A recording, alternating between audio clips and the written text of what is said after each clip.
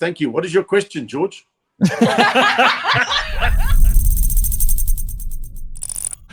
All right, listen, I want to bring George Mienie in here. You've met George before. George, AutoTrader. Yeah, he's had you on the stage at AutoTrader many times, he says here. Hey, George, how's it, man? Hey, Barry, how's it going? Good, man. Listen, I want to buy a Renault 16. What do you think? No. Ball joints go, Jono. Ball joints go. Thanks, George. I appreciate your help. George has actually had me a few times, Yeah. 3 of them were over cars. They sold me shit cars. But other than that... No, George, well done, George. I appreciate what you're doing. And George and I mean, we talk to a lot to each other, and he's very cool. So thank you. What is your question, George? No, Barry, we bring George on every Friday to tell us some stories from the world of cars and the lifestyle of cars and everything else. He goes to all these shows all over the world. So actually, he's here to tell us some stuff. Do you want to hear it? Absolutely. Can I just quickly, on a pain in the ass? Somebody said to me the other day, why don't you buy an e-car, an electric car? I said, are you crazy? What happens if there's load shedding? My car's going to stop in the middle of the motorway. The guy's like, what do you mean? Go, George. It's your time. Ladies and gentlemen, George. Go on, George. AutoTrader. Let's go. Yeah. Well, Barry, I drive one. You know what? I actually almost ran out of battery probably a few months back. But that was my own fault. We were on, I think, stage 7 load shedding or 8 load shedding, on 18 load shedding or something. And I woke up one morning. I had to go to the other side of Boksburg somewhere to, some car dealer. And I had 30% on the battery. I would never have made it there and back. And it was load shedding. So oh boy, I'd forgotten to plug the car in overnight. Forgot. That's a you problem, George. That's a you problem and a your fault. It's my fault. You've got to be positive about this, George.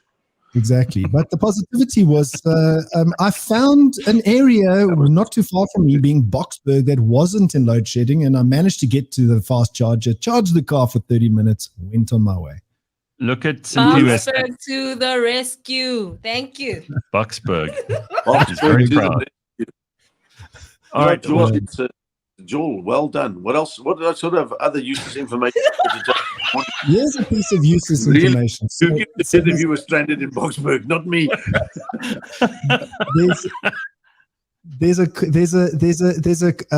big motoring world, which is a car dealership in the UK, and this gentleman by the name of Graham Mitchell. Nobody knows who Graham Mitchell is, but his name is Graham Mitchell. He owns Motoring World. I know him. He decided to do an interview differently. So what kind of interesting interviews have you had if you've gone for job interviews? So what he did was he took the candidates, put them in the back seat of an M5 competition, and put a racing driver in the front, put helmets on, obviously, and sat next to them and conducted the interview while racing around the racetrack. Wow. And then he watched them to see if they were reacting badly. Well, he said it was the perfect opportunity to create a pressurized environment. And sell toilet paper at the same time. Well, exactly. I actually spoke to someone who is a proper bona fide billionaire in dollars.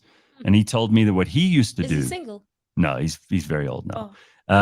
What he used to do is he used to put himself in the passenger seat and then tell the person he was interviewing to drive them to the warehouse or whatever. And he'd watch the way they behave in traffic, if they were anxious and if they were too uptight and if they braked too quickly or if they drove too fast. And then he'd figure out if these are people who can be relied upon or not. You can see it in their driving. This makes a lot of sense too. Yeah. Well, there was there was an entrepreneur in the United States, a similar story to yours, Gareth. He would take the candidate to the local coffee shop. And there's the story about these two candidates, one highly competent, got all the degrees, and the other one, yes, got the education, not as class straight A student as the other one. And he hired the second one. He hired the second one. And when he was asked, well, why didn't you hire the straight A student? He said, my test at that coffee shop is actually how they treat the waiters. Very good. So it doesn't matter what their education, how they're going to treat other people in their job is going to be the deciding factor of their success. How's this? I did a gig for a friend of mine who runs Pick and Pay in Zimbabwe. And he joined there and he pulled me up there a golf day and he didn't tell anybody who he was. And we spent the day jolling around in this golf cart, talking to these suppliers and whatever. And most of them were okay, but a couple of them were like really, really arrogant towards Malcolm, my mate Malcolm, you know. And I asked him that same thing. Why are you doing this? He says, because I want to see who's who in a zoo. Because when they come into my office next week, they're going to get the biggest fright of their life. And that's what happened. A few of the guys I know that as they walked in, they realized it was this act. And he said, just leave. We're taking your shit off the stuff because you treated me like I was a...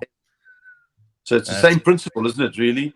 Exactly. Sure. Good, that's fantastic. Yeah, I mean, it's like there should be a test for how you treat people, because at the end of the day, we're all people in this world trying to be successful. And, you know, if you're going to be a dick, it doesn't matter how clever you are.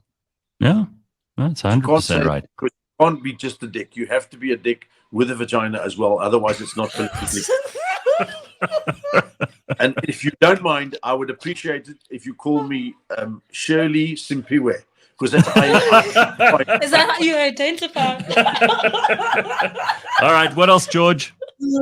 And then finally, Gareth, what are weird things that you have potentially left inside a car when you've sold it, or maybe you found inside a car when you bought it? So there's one car dealership chain in the UK again. They've got 500 branches, and they have found over 130,000 items per year across their 500 dealerships. So 130,000 items per year. But what were they? From wallets to shopping bags to dash cams to charging cables, all the normal stuff. But the worst of them is one day a couple walked in to buy a car, left their child in the car. Oh, okay. That they were trading. Well, now, the reason they did that wasn't because they didn't like the child or they forgot about the child. Each parent just thought that the other parent had taken the child, and they didn't. No, that's not true. I think it was because there's a real shortage of orphanages and the motor dealerships. Yeah, right. And perhaps they were selling car seats. People have forgotten dogs in cars, hard-boiled eggs. Imagine finding a hard-boiled egg in a car. What if you don't find the hard-boiled egg in the car?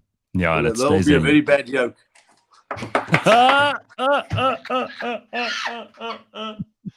Oh my God. He just keeps on coming. All right, well, Please listen. Don't be that. Barry's close enough.